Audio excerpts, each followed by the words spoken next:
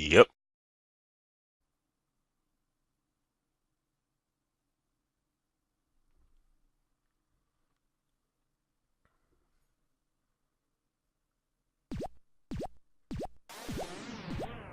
Hey, it's Aaron from GameEnthus.com. I'm playing a bit of bert Rebooted and bert Classic, in full disclosure.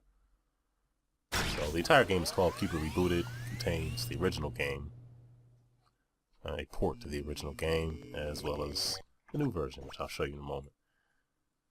So the classic game is pretty much bert. You jump on the top of the cubes, and they change color, and go to the next level. Not really good at it either. It's just patience. The same hazards, the snakes and the balls and everything else that was in the original game is all still here. Of course, I've seen very little of it because, once again, I'm not very good at it. And the snakes are still really dumb as rocks.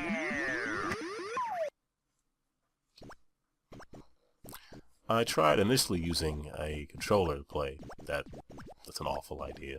It just doesn't know. So I just ended up using a mouse. So this is pretty much bert. I don't know more needs to be said. But I'll keep talking anyway. I had bert as a child. It wasn't one of my favorites, but I liked it. Anyway, this is bert Rebooted. You've like a big sprawling map screen in space, and as you can see, the shape of the levels and the shapes themselves are somewhat different. So the cubes now have 6 sides. So there you go. The gems you're collecting enable you to unlock different characters to play as. You'll see that in a moment. Gameplay is largely the same, just everything is floatier. So sort of like bert meets Little Big Planet. Like that, I don't know. Like bert's jump isn't bad, but the snake's jump just seems ridiculously floaty for whatever reason. So, but it's whatever. It is what it is.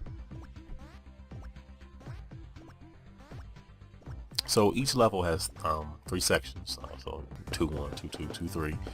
And there's like challenges, and you earn stars for accomplishing each one, like getting a certain score, completing the level in a certain amount of time. You can see there's a target time there. Having a certain amount of time remaining get you a certain can get you a star, and groups of the levels are actually gated by the star, so you kind of have to do it.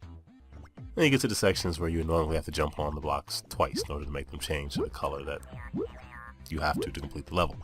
So yeah, and it's the enemies that you might recognize in the original game are still there. The guys that will change the colors of the cubes back to the color you don't want, thus making it harder for you to complete whatever your mission is of surviving while jumping on the cubes.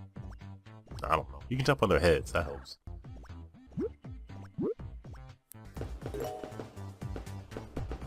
The 9-3 is complete. Yay. And after you complete the 3rd section of each level, you'll go to a bonus level, and you'll be able to, for like 6 seconds, grab as many of the shards, gems, whatever you want as possible. And like I said earlier, that the tally of that is up in the upper right corner. I didn't say that earlier. I did say that also used to unlock different characters. Both of them slowly. So Qzard and Qbot. Okay, slowly. Qzard. Qberth. Qbot. Qzilla. QT. You get the idea. So, Qnicorn. So, maybe there's a lot of stuff that was in the original that I just don't recall or remember, but I don't know. Some stuff seemed new to me, other things didn't, but I haven't played that much bert, to be fair.